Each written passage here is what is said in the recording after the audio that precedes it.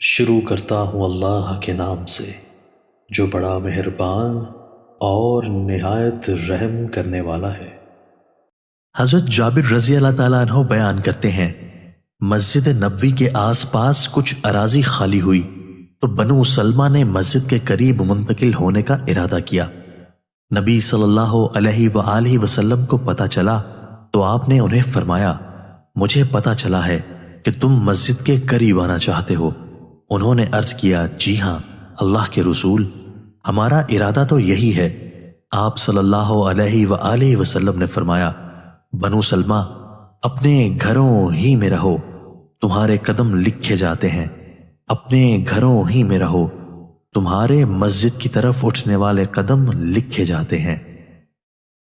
حضرت ابو ہریرہ رضی اللہ تعالیٰ عنہ بیان کرتے ہیں، رسول اللہ صلی اللہ علیہ وآلہ وسلم نے فرمایا، 7 خوش نصیب ایسے ہیں جنہیں اللہ اپنا سایہ نصیب فرمائے گا، جس روز اس کے سائے کے سوا کوئی سایہ نہیں ہوگا۔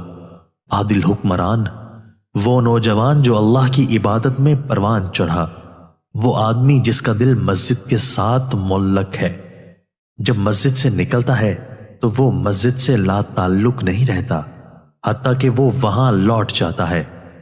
وہ 2 آدمی جو اللہ کی رضا کی خاطر باہم محبت کرتے ہیں، اسی بنیاد پر اکٹھے ہوتے ہیں، اور اگر جدا ہوتے ہیں تو بھی اس محبت پر قائم رہتے ہیں۔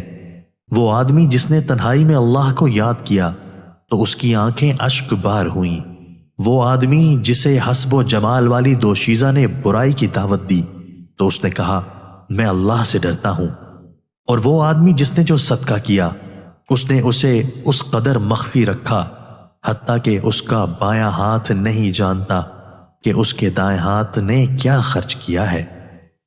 دوستو، اللہ تعالی ہمیں ان احادیث مبارکہ پر عمل کرنے اور اپنی زندگیوں کو سنوارنے کی توفیق عطا فرمائے۔